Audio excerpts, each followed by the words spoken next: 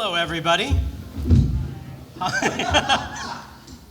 Welcome to MAGFest. I hope you are having a fantastic Thursday, beginning of MAGFest. Thank you for coming at 3 o'clock, even though the Marketplace just opened an hour ago, right? And arcade and stuff. Thanks for being here. I appreciate it. So today's panel, well, I guess we should do some introductions, but today's panel is speak into the microphone. Oh, right, because they have a sign. I'm speaking into the microphone now. So today is how the music industry works, or how it's supposed to work, okay? So this is a panel that is going to hopefully shed some light into how the music industry is supposed to work, because I know we get a lot of bad press, and I'd like to illuminate people. Plus, we can talk. You can bring up your questions, and we have a representative of every aspect of the music industry at this point. To my, what would this be, my right? Yes. To my right, there, yeah, right, is Tom Ewinger. Tom Ewinger is an artist, performer, and composer. He is the creator of the group, so he's where all of this stuff begins. To my left is Dave, and Dave is a music publisher. He is the owner of Brass Arts Unlimited, and he publishes music, so he is the music publisher. I myself, my name is Dr. Jonathan Cressy, and I am a music label. So I am a producer, recording engineer, and also a label, so I represent the third part of the music industry. So I guess we should just start and get going on this. I want to make sure there's plenty of time for questions, so we're just gonna talk some, and if you have questions, just raise your hand. I guess you have to come up to that thing and talk, but I'm sure you've got a lot. So I'm going to hand this off to Tom over here, and he's going to talk a little bit about why you even do this. Hi. So yes, I'm Tom, composer and performer, playing some rock bands and write concert music and whatnot. I've written music for just about every media except video games, which I'm still trying to break into. So if any of you are on the ground floor of any up-and-coming games, you just talk to me afterward. So let's talk about intellectual property. Intellectual property is it's more than an idea, because intellectual property isn't necessarily just an idea. It's when you take it a step further and you create something.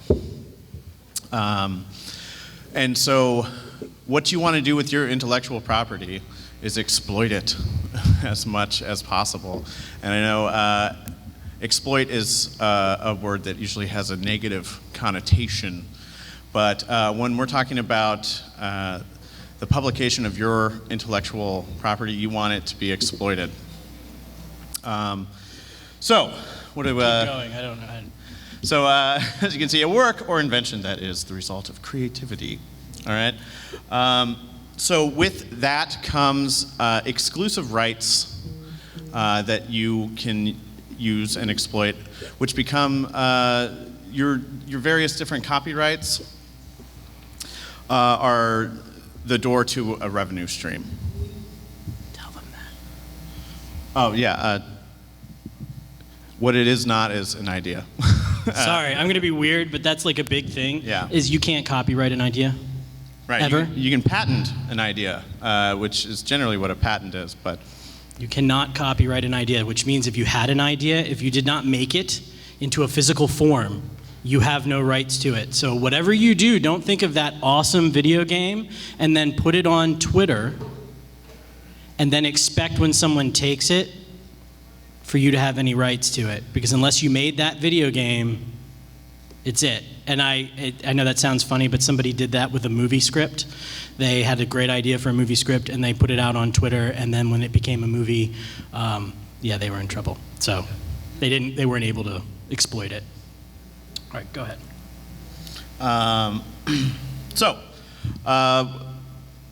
The 6 exclusive rights that you have, right? As I was saying, they're all doors to different revenue streams, which we'll hear plenty more about later on. And some of these rights are very obvious, but I spent many years creating my own music with myself or with a group, and never thought much about these until I got more involved in the industry aspect. So one, reproduction. When you create something, you have the exclusive right to its reproduction. Sometimes that right also belongs to a label you're working with or a publisher you're working with, but that right starts with you. So that goes into making digital copies available, CDs, if you're into that kind of thing, vinyl records, all sorts, any physical media or digital. Next slide. Derivatives. Taking your own work and remixing it. You have an exclusive right to that. You can find examples of artists re-releasing their own work, after their special editions and whatnot. So this is also sort of overlaps with reproduction in certain cases. Do you have anything, John, to add to?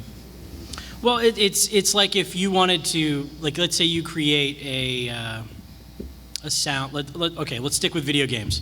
Let's say you make the next Mega Man soundtrack, right? And you've got a bunch of people who love your soundtrack. They can't make an arrangement and give it to someone, or sell it, or do anything with it, because that is the derivative of your work. They require your permission to be able to do that. Okay, which also should include money for you to do that. That's why, like, if you create an arrangement of the Super Mario Brothers theme song, you can't. Right. There's a common misconception that in the music world that if you make an arrangement of something, that's okay because you are arranging it, and it's some people throw out the fair use argument, but it's not the case. An arrangement is a derivative, and you need explicit permission from the copyright owner to make that arrangement. Now this is where it gets a little confusing because we skipped a couple slides just because. There are two things that people, you guys are all musicians, right? Or like love music, and that's why you're here for the music industry panel, right? Cool, just making sure. So when music is made, there are two copyrights, or two things that can be copyrightable. There's the sound recording if you record it, which is me, and then there's the composition, which is Dave, okay? Powering up. Because, go Colossus. All right, so you actually get there's two different things that are copyrightable. So like back in the old days, like Frank Sinatra never wrote any of his music, okay? He performed it. So the sound recordings were his copyright, but everybody who actually wrote that music, the actual composition is theirs. And that gets a little confusing because, like Tom here, he writes and performs his music. So we think like, oh, if you're an artist, that obviously means that you write and perform your own stuff. Well, no, most of the time that's not true, okay? But what that does allow Tom to do is it allows him to access two different copyrightable things and make money off of it.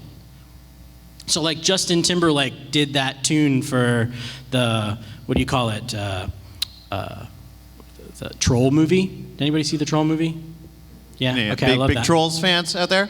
Oh, come on, it's a fantastic movie. Go see it. Anyway, he wrote the opening, the opening theme song to that thing, or closing theme song or whatever. He then had the compositional right to it. He had the sound recording right to it. So he was able to sell both of those to different entities. Okay, so that is two different things. So that's something to think about when it comes to whether you're going to reproduce things or whatever. Go ahead. Distribute. So yeah, once again, I think pretty obvious what it is to distribute something. But if you are the creator of your work, then putting it up online, putting it up on YouTube, Bandcamp, all these places, that is your right. Again, though, and I think it's this very popular topic here is, arranging video game music. If this is something that you are doing and putting it up somewhere on SoundCloud or whatnot, if you don't have that exclusive right to distribute, if you're not the original composer of it, you need to talk to somebody. Preferably a lawyer before Nintendo comes after you. Yeah. No, go back to the previous slide. I want to make sure there. Yes. So this is also where, public sale, lease, lending, any of that. By the way, just because you don't sell it for money doesn't mean that you have the right to use someone else's IP. Yeah, that was another point I meant to make. Right, because just distribution is distribution. You could give it away, and it does not matter.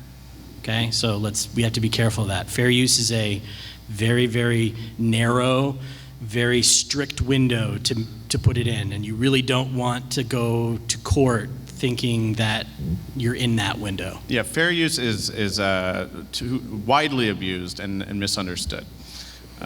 That's probably, I think, one of the most important points to take away from this panel. And then performance rights. Performance rights is one of the largest avenues for revenue. I would say that most of the money I've ever made from writing music has come from public performance. This also goes into, you don't have to be physically present for performance rights. If your music gets played on the radio or on Spotify or Pandora in a public place, that is a performance right that can be, you can get money from PRO, Performance Rights Organization, which we're going to talk about later as well. Next slide. Right, so what's cool about the performance rights thing is that is mainly a composer thing. So that's mainly a written music issue, okay? Because a sound recording is going to be mostly distribution. Mm-hmm. It's going to be, hey, we have it on Spotify, we're distributing this music over Spotify or over Apple Music or wherever, YouTube, okay? But the composer is the one who takes, they take credit for the performance aspect of it. So that performance right is a written music, a compositional aspect. Right, which also important, if you were in a video game orchestra or a band that plays video game music, again, even if it's an arrangement from someone within your group or someone that you know, that's still, because of things like derivatives, that would still constitute performance of that composer's original work, and people like me appreciate when people go through the proper channels so that person can see a check for 85 cents. And one of the things Dave will probably tell you is if you guys play any music, right? I see a horn player over there. If you're playing somebody's music on your recital, let the composer know you're playing it. Mm-hmm. Because that way he can actually register that with ASCAP and he gets paid. And you don't even have to pay him anything because where you did the recital or whatever you're doing pays dues to ASCAP. But if the composer doesn't know that his music's being played, then he can't register to say that it's being played and get what what they deserve, right? That's part of how this is supposed to work, right? People create the music. You play it, let's say you do a recital, you get paid to play it, but then that composer gets a taste of the performance of it because they went through the trouble of actually writing the music, right? And it's the same thing for a band. If you've written music for your band, you should be receiving royalties above and beyond the royalties that you got as a performer in that band because you wrote it, okay? See, that was a perfect. Right. Display. This is it's kind of like performance. Go ahead. Next. So, oh gosh, what was the example? Like sheet music. Right, sheet music. Right. So you see, a store that has sheet music on display, or something that's in something as simple as it appearing in advertising. So display rights, not as lucrative, I would say, in music, because there's just fewer opportunities for it, especially as sheet music is going extinct in some circles. I know, sorry, Dave. But yeah, I mean, because we're a performance work, right? We're performance artists because we're musicians. Display is not usually something that we would worry about, but like if you were an artist in the sense of a fine artist, then that's display of your work, right? If someone takes your work and puts it on a poster, that's display, and that's part of your copyrights. Yeah, I had a friend whose image showed up on a Target T-shirt without any of his knowledge, and he that was the right that was exploited without. Now this right is not, this looks like distribution. What I mean by this is you have the right to sell any of these copyrights. They are what you are selling, okay? So you can sell it to me or to Dave or to someone else for them to then administer those rights. Or you can keep them yourself and you can administer them yourselves. So yeah, this comes into making deals, talking to a label, talking to a publisher, or again, if you're going through just yourself, I've had people contact me about using one of my songs in their podcast opening, things like that. However, I think that it's far too easy for performers like myself, and I thought this for many years, just do it, just DIY, just the best way to do it. And if you can find a way to make it work, good for you.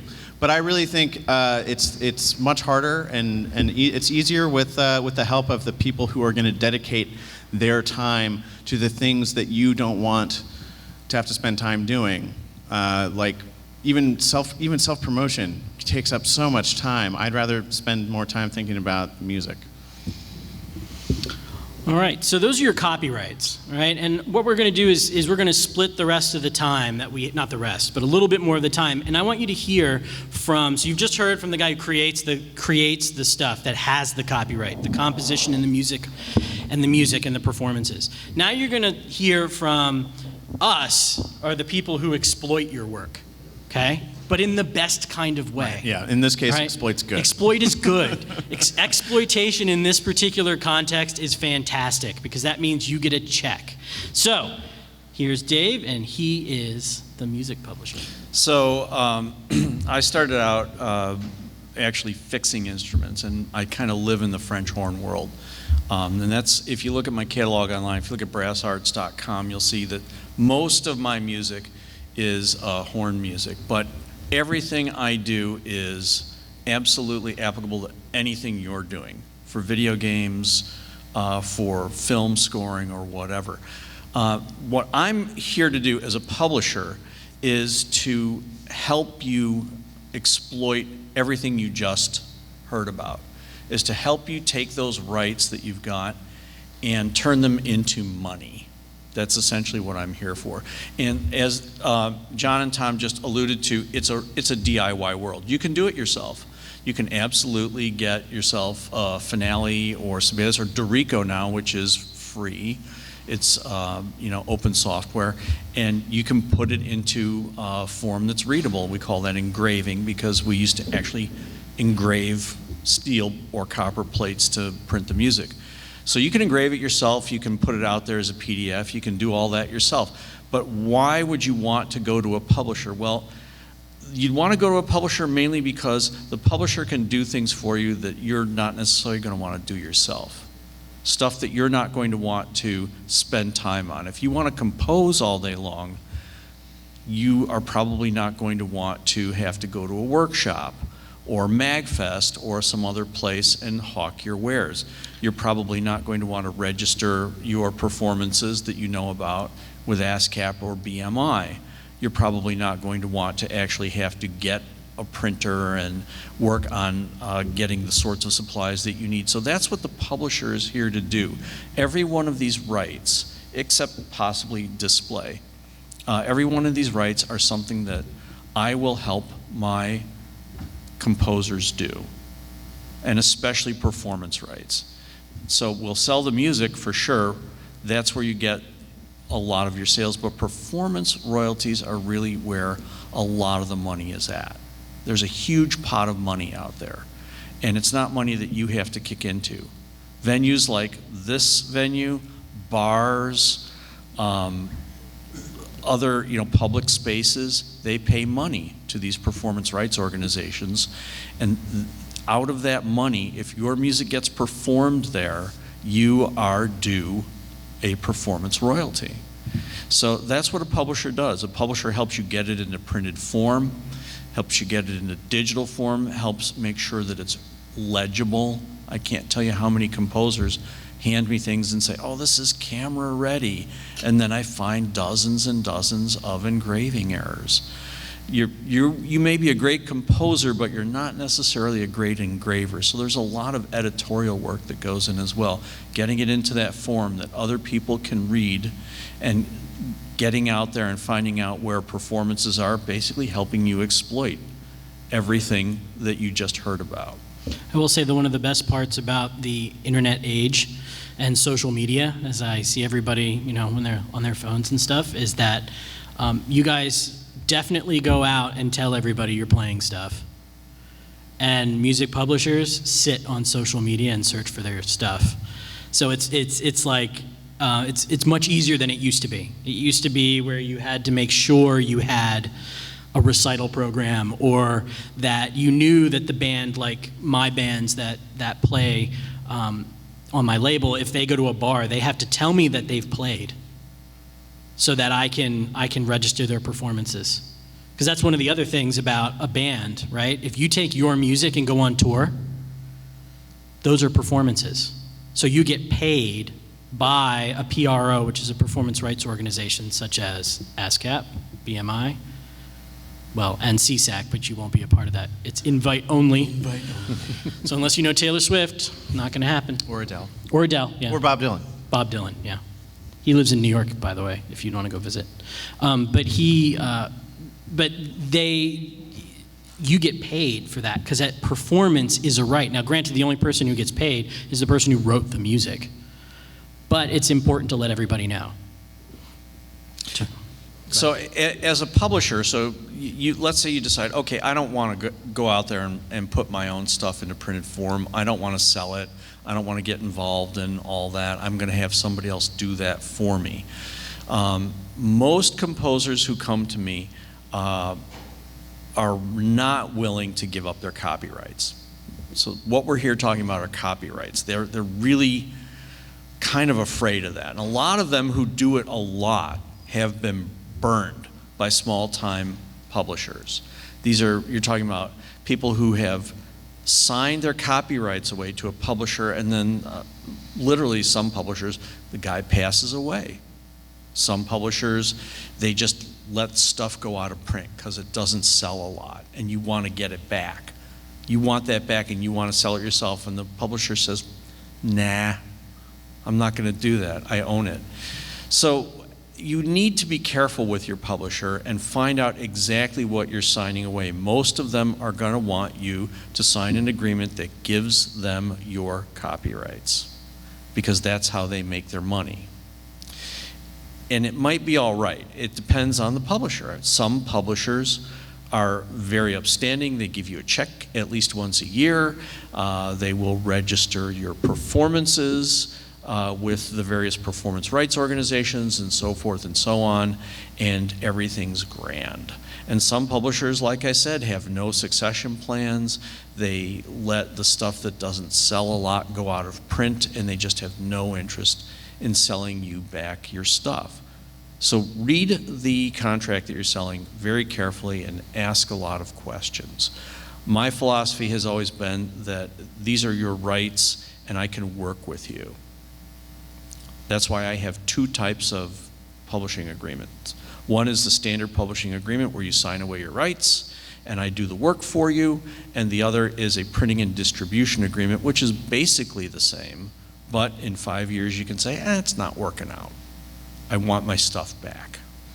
So be really careful about how you sign your rights away, because they're going to want you to sign your rights away. And these are your rights. Okay? Yeah, so as we move on to what the label does, one thing to understand is anytime you want to make a recording or you want to perform things that are going to be recorded or sell it, think about, if it's not your music, you have to get in touch with the publisher. Okay, the publisher is the composer, but they're the ones who own that composition, right? And it has a derivative clause. And guess what? Copyright derivative, if you make a sound recording of a composition, that is a derivative. It's changing the form from something that is written, right? Even if it's in MIDI, by the way. We talk a lot about engraving and writing notes and stuff, but if you wrote a MIDI beat, okay, that's still yours because you wrote it, and MIDI is actually a valid form for something to be in, okay? So you have to contact that person who owns that in order to be able to do it. And there is an organization that helps with that, and that is called an MRO, or hold on, I'll get it there. And that's a mechanical rights organization, because what that is the organization that allows you to do things like sync rights. Hey, you want to put it on YouTube? That's sync because of video. Right? So here's a story. I've been railing over this for a while, and my colleagues will be, I'm going to say it anyway. And it's probably being streamed, so I'm going to get sued by Taylor Swift, but I'm going to do it anyway.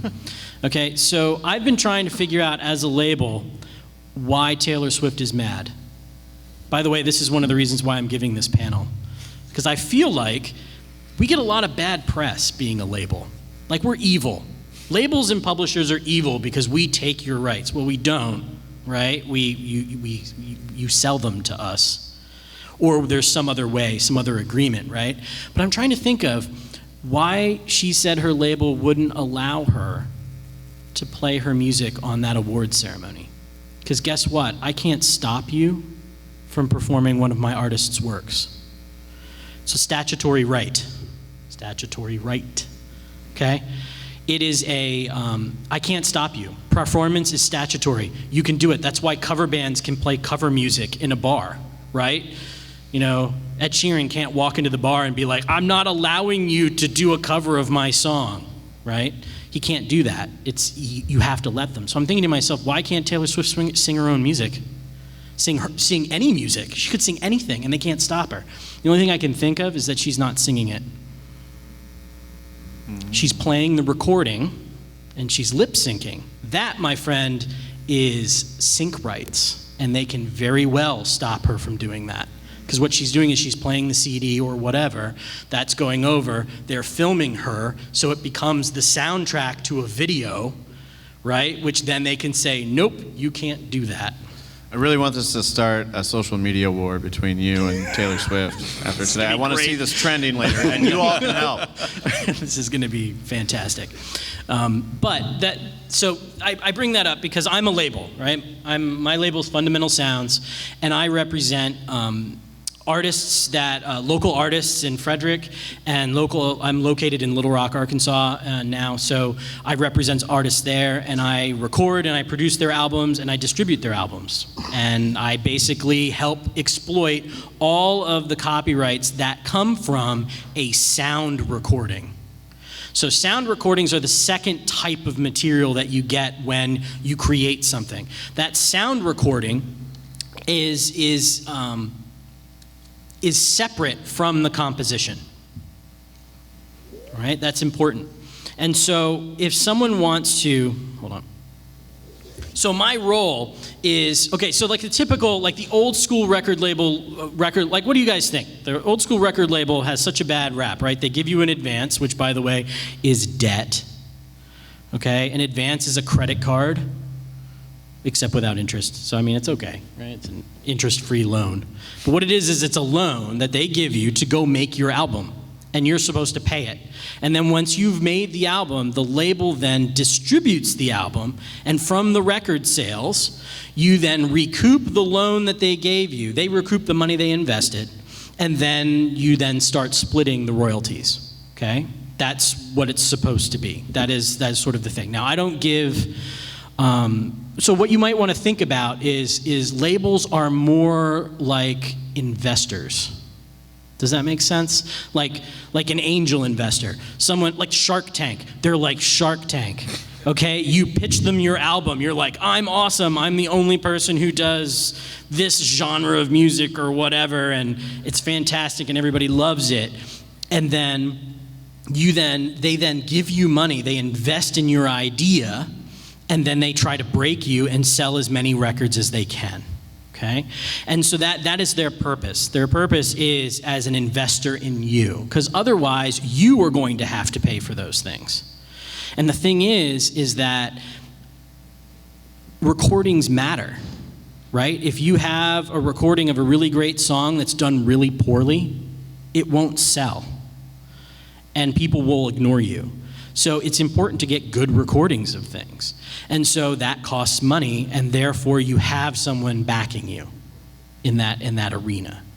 Now, the reason we get a bad rap is because, well, people sign contracts that are, what can I say? They overestimate their abilities. Let's say that, okay? They sign a 4-record deal.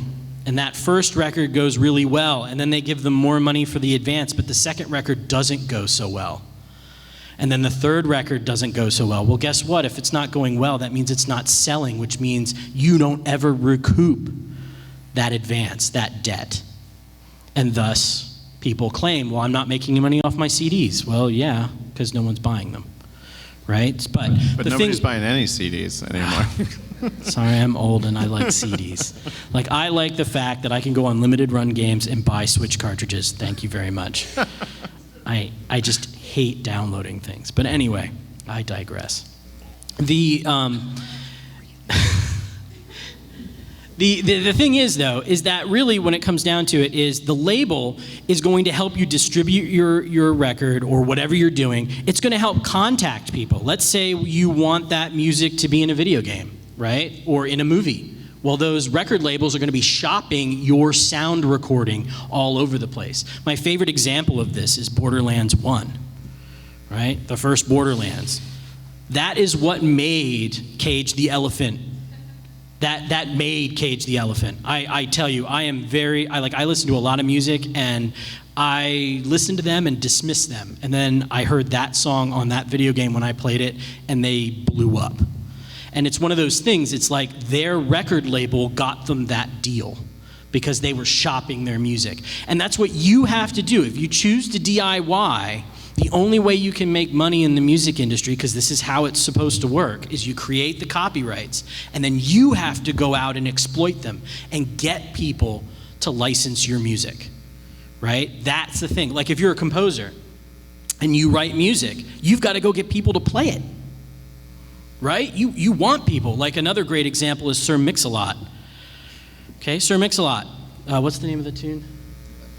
Baby Got Back. Baby Got Back. That's it, right? He has sold that song to so many artists. And when you actually watch an interview with him talk, he's like, of course I did. Why wouldn't I?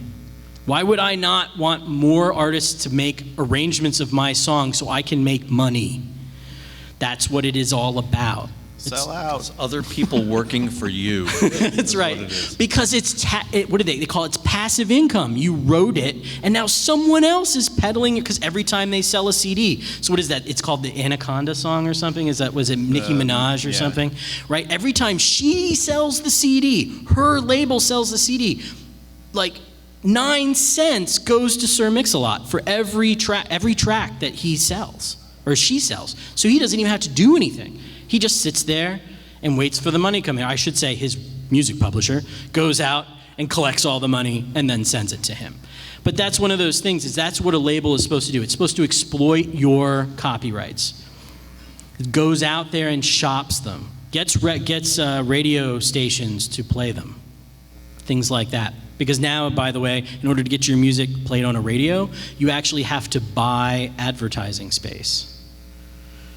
It's kind of like pay for play, even though that's illegal and no one does that. Payola. Payola. Yeah, that's right. But you actually have to buy advertising space from the radio to get them to play your music if you're a independent, right? So that's what they're doing. So if you have that money, then you can do that. But if you don't, the record label would then do that for you. And really the way it's supposed to work, again, is you make the copyrights. You have a publisher.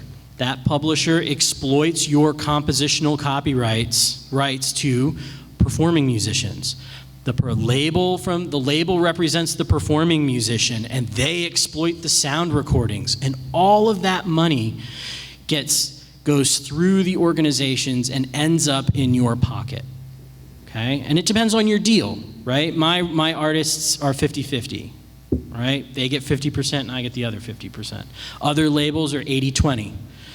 And it doesn't sound like a lot, but as I tell my students when I used to teach copyrights and contracts, do you want 20% of something or 100% of nothing? Because as an independent, as someone who's doing DIY, that could be an issue. Can I add to that, John? Yeah, go ahead. So it's been my experience that the composers who make money, not necessarily make a living. I mean, there are only a few John Williams in the world. But the composers who make money are the ones who compose a lot. The more you compose, the more you're going to make. It's the super rare composer who writes one piece or two pieces and makes money off of it. There's just not that much money necessarily in what you do. Maybe someday you will write a Grand Slam home run and it'll bring in a lot of money. A lot of money. I know a guy who writes for Hollywood. And he wrote music for Days of Our Lives, and that made him a lot of money. Made him a lot of money, but it didn't make him a living necessarily. He has to keep writing. It's not just one thing, but a large part of his income was that. But still, he has to write a lot. So if you want to compose a lot. If you want to make money doing something else, do that a lot. But don't figure, well, I'll write one song and then I'll publish it and then I'll record it and then I'll do all the work and completely DIY it and expect to make a living off of it, because my experience is that's not how it works. Do what you do best a lot. Can I pull the room on something real quick? Yeah, go ahead. I'm curious, how many of you buy music? Like actually go out and buy it? That's way more people. Wow. Did that just blow your entire No, not. I'm sure it didn't. How many of you do it more like once a month? And a subscription to Spotify or something like that doesn't count. Okay. So I'm curious because you have Sound Exchange on there, right? We're going to talk some maybe about that. Yeah, it's on there. I'm just curious because we spent a lot of time talking, and this is a question from the artist, and you and I have talked about this. Mm-hmm. We're in the streaming future now. So when it comes to the label and how money gets made, like that, what do you have to say about that situation? Streaming. Yeah, streaming is the worst thing that has ever happened to the music industry. God, I never thought I would say this, but I'm going to say it. It has removed barriers to what people consider good. Does that make sense? A lot of people think, wow, back in the 60s, music was so much better than it was now. Well, yeah, because it had to be, because you didn't get to make it if you sucked. It was too expensive. I mean, tape was just so expensive, and because it was audio tape, right, you didn't get to edit it.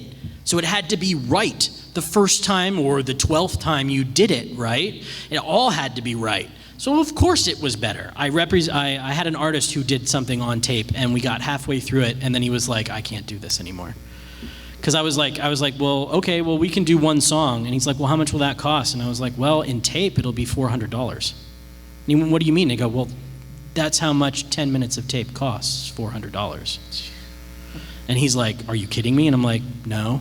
This is why people don't do things on tape anymore. It's too goddamn expensive, pardon my language. Anyway, but streaming is bad. Well, streaming is. It is what it is. But the way we have it now is it takes approximately 1,500 streams to equal 1 CD. 1,500 streams, and that's just in the revenue that you make, okay? So you make, and by the way, this is kind of silly, but 1,000 streams will make you 12 cents, which is typically what the royalty would be for a composer on a CD sale, okay? So if you think about it, if someone were to have sold 1,500, well, let's round numbers because I don't do math, I'm a musician. So let's say you sell 1,000 CDs, right? Well, that's, what is that, $600? As opposed to that being 6 cents with 1,000 streams. Because that was the thing. If you wanted to play that one cool song, you had to buy the CD or wait for it to show up on the radio, right? Well, now you can just go on Spotify and play it, and no one buys, so it's not apples for apples. Right? Whereas when we were downloading music off iTunes, it was a little better because one song was about $1 and you ended up with about 66 cents from it because Apple took 30 cents. And then, I'm just using iTunes as an example, but you ended up with 60-some cents, which was sort of equivalent, right? Because if you had a 10 song album, it would cost about $10. So it kind of worked out. But with streams, it is not equitable at this point. The other thing about streaming that I should say is that streaming services, they distribute your music. They pay me directly. Okay, they pay, well, technically they pay an aggregator, but they go straight to the label. Or straight to the artist. If you go to DistroKid or whatever and you put your stuff up, it goes straight to you. Yeah, if you compose that, it doesn't. Spotify doesn't pay you, or DistroKid. Spotify has to pay it's called Music Reports, or the new music licensing what is it? Yes, Collective. the new one from the millennial, Yes, from the Music millennial Modernization Act. Yeah. Yes, they pay them, and then you have to go out and get it, right? So that's something to be aware of, where you may not get all of if you compose your own music, you may not be getting all of it because you're not being represented or you didn't even know where it was going. Okay? So that's something to think about when it comes to streaming, is that it is very different. And it's really hard, as Dave likes to talk about in margins. Margins are super slim when it comes to music. And so when someone steals music, when someone borrows music or does something like they sample your music, or they or in compositional they create an arrangement and they peddle it off as theirs, that ruins the margins when it comes to copyrights. It's really tough. So you have to be careful. It's like we can argue about copyright things that have happened in the news. What was the one, the Dark Horse one? I've watched a lot of Berkeley musicologists tell me that was such an awful thing, and that musicologist who said that it was the same, and it obviously isn't, and all of this stuff. Well, when I listened to it, it sounded the same to me. And by the way, I'm a performing musician who has a doctorate in music, so it sounded the same to me. Right? And that's the concept, is like someone, did they do it maliciously? Did they not? I don't know. But at the same time, if you're going to take someone's copyrighted work, pay them. Because that's how it's supposed to work. And it's not expensive. Right? If you want to remix a tune, or if you want to record a tune, it's 9 cents. Sorry, 9.1 cents. Can't forget that 0.1. Broke the bank. Right? 9 cents. Per track. So if you sell 1 million of them, that's a lot of 9 cents. But at the same time, it's not like it's not affordable, right? So think about that when you're doing it. Because the other thing, yes? How do you set up, Okay, so that... Repeat the question, Oh, repeat John. the question. Oh, I have to repeat it because, okay. So the question is how do you set up paying the composer if you want to do a remix, okay? One of two things, right? If you're going to do the remix that involves the original recording, the sound recording, right? You need to contact the label or whoever was in charge of the sound recording. So like if you want to take it, throw it in Ableton, chop it up, change the speed, and do that, right? And even add your own stuff. But if you're using original sounding, you need to talk to the label because they're in charge of the sound recording itself. And it would be considered sample work and stuff like that. Okay? If you're just going to remix it because you love the tune and you're going to make it completely different, like you're going to make a cover, I like to call them covers as opposed to remixes, then you would talk to the publisher. Because the publisher would then, you would talk to them about it. And again, if the composer is how do I want to put this? If the composer doesn't want to protect their work to the point of not wanting anybody to touch it ever, then it'll be really easy. But if you've got somebody who's like, no, I don't want anybody to play this except for my nephew, then you won't be able to do it. Right? Now, you'd be able to record it and do it because it would be a mechanical. But you wouldn't be able to create an arrangement and then sell that arrangement. And I talk about that a little bit because we have video game orchestras, right? That's like a thing. And that was one of those things that I thought was really awesome, was that, wow, we could take all of these things and create arrangements, and then you could sell those to other orchestras so that they could play them. Well, not unless you have, like if you do Link, not unless you have Nintendo telling you that it's okay. I'm assuming they own the compositional rights to that, because they own everything, right? Or if you want to do like Disney's Lion King or something, you'd have to go talk to Disney, which might be hard, right? So those are that would be. Or it might not. Or it might not. Or they may be like, yes, please. Like if I were representing them, if I were the publisher, I'd be like, yes, where do we sign? How much money do you want to give me? Let's do it. Right. Let's keep doing it. Yeah, I've got more stuff. You want to do that too? Right? Because it's all about licensing your work. Any other questions? Anybody else have?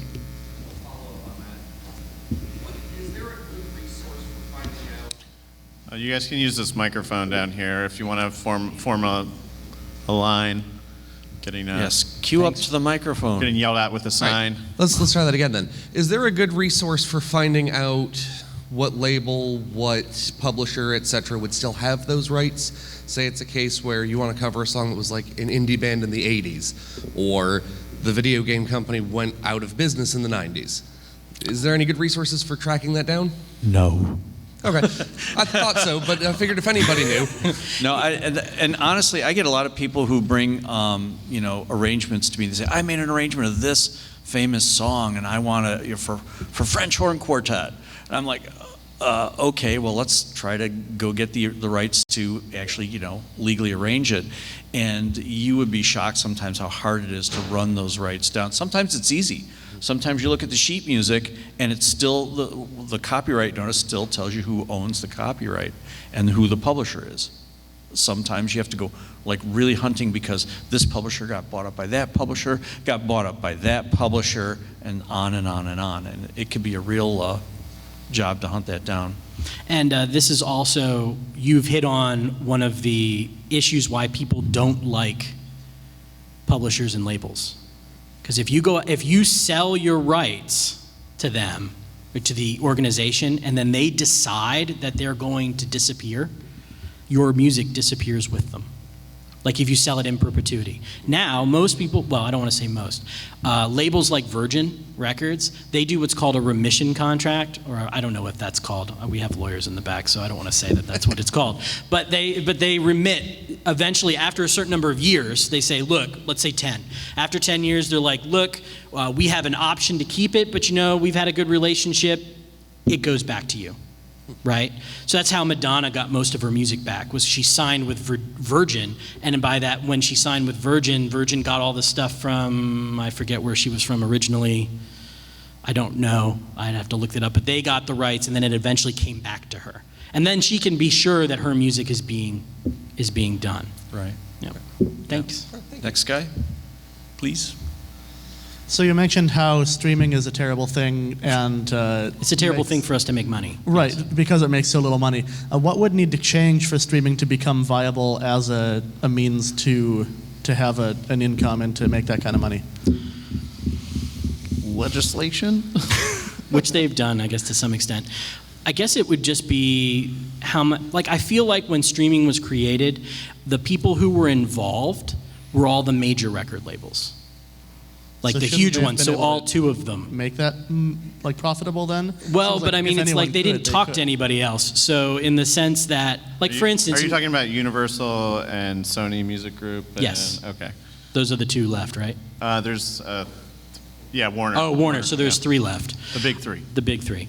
So the issue is they didn't really talk to a lot of other people. Like, so for instance, I can't publish, my label cannot publish music on Spotify unless I go through an aggregator. And that's because I don't produce enough music per month to justify putting it up there. However, Sony does and Universal does. So I get this feeling that deals were made. But I would think it'd be a better royalty rate. Like I felt okay about the iTunes thing. Like, 99 cents to buy a track. Well, if we're streaming, okay.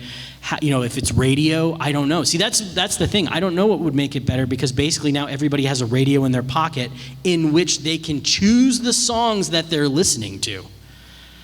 That's tough.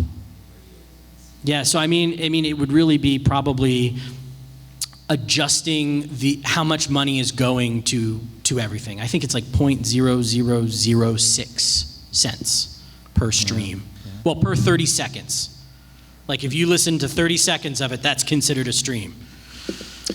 And just side note here, thank you from the bottom of my heart. Any of you that purchase digital copies or physical copies of your music, it goes a long way, especially if you're, if it's a local group that you follow. Like, just thanks everybody. Okay, next question, please.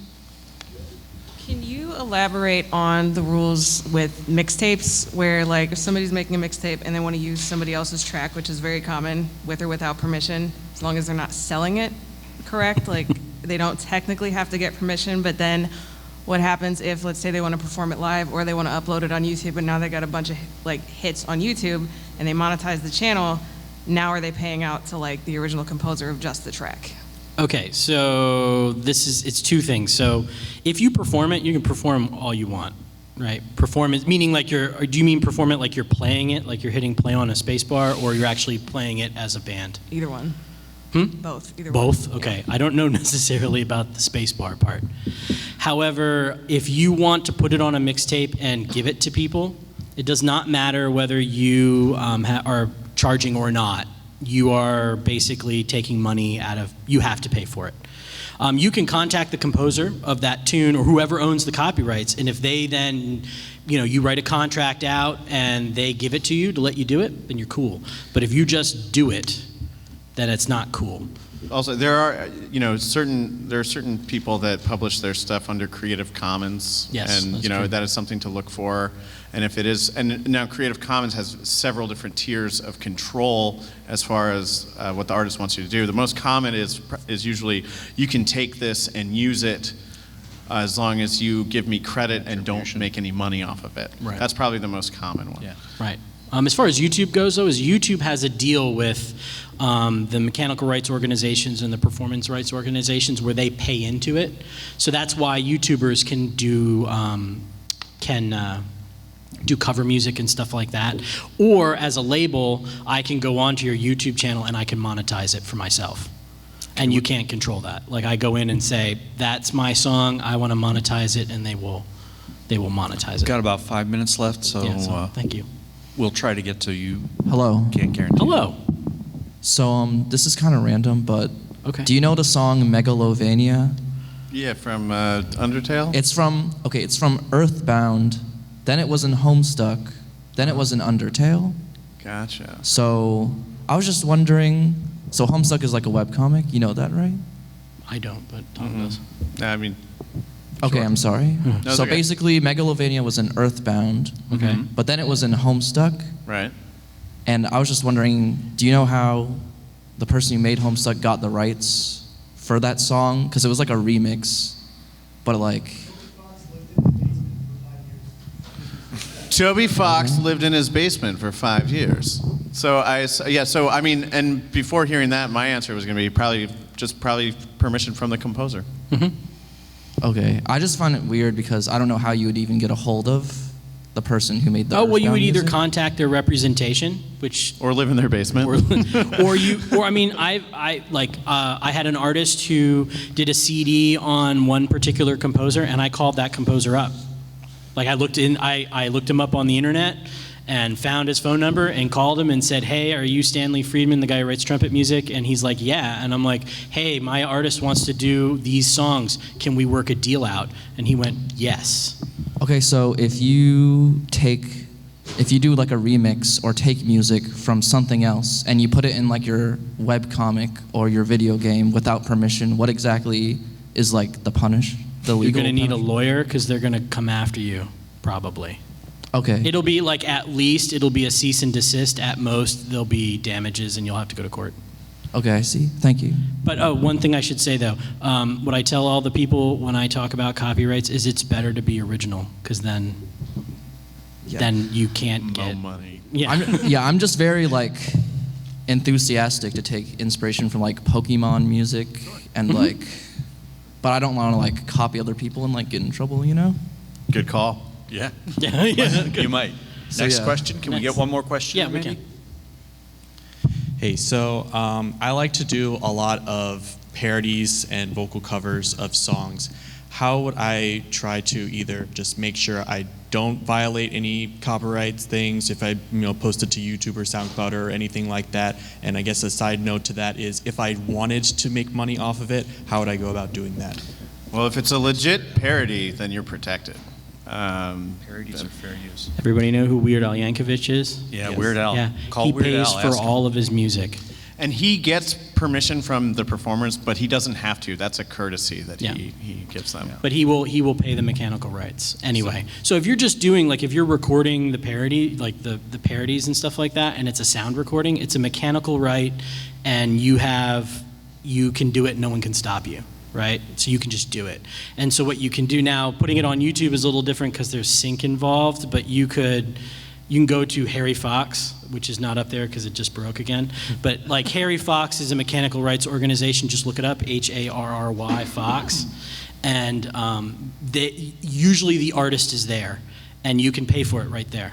Like you can just put your credit card in and say, here it is, and there you go, and now you have the right to do it. Does that include stuff like if you use someone else's instrumental? No, you would have to be performing it yourself. So, but I mean, Or obtain a license for that track. instrumental. Right. Okay, thank you. Thanks. We can do one more, and then we'll be up here if you can just come and talk. Thank you very much. I was gonna ask, let's say you have like an album coming out and you're ready to release it, and you're thinking you might want to get involved with talking to people about labels and releases. Is there anything that you can really do to like protect your music in the sense of like you're showing it and sending files to a lot of people and It's just anything protected. from my end that I would do? Okay. Correct me if I'm wrong, but technically speaking, when you write something, the instant you write it, it's an original idea, it's copyrighted. Yes. You have copyright protection. You enhance that when you register it with the Copyright Office or you put it in some sort of readable form like sheet music and put copyright and the date and your name on it. Right. Okay. Thank So you. the minute you make a CD of it, or if you record it onto your laptop, as soon as you make a physical thing, it is yours. Now, if you're worried about someone stealing it and then you want to take it to the court, you need to make sure that you register it officially before you go to court. Excellent. Right, Thanks. That's called formality. Yeah, and you can just go to the United States Copyright Yeah. Office, Patent and Copyright Office. It's like, I don't know, USPCO.gov or something like that. Copyright.gov now. Oh, they shortened it. So you can and you can apply for it and send it in and get a copyright. Okay, cool. And that's basically the extent of what you can do from. Yeah. I mean, and then when you make the CD, like look, I keep saying making CDs. But if you make a Compact CD, you have to, you really should put the copyright notice on it. So like if you have a cover artwork for your thing, just put down there whatever you are and it's copyright and the year that you did it, and you're protected. Okay, if anybody has any more questions, we'll be hanging around a little bit, but I believe we've been told to wrap it up. Yeah, we have. Thank you all for being here. Yeah, thank you. Great, thanks.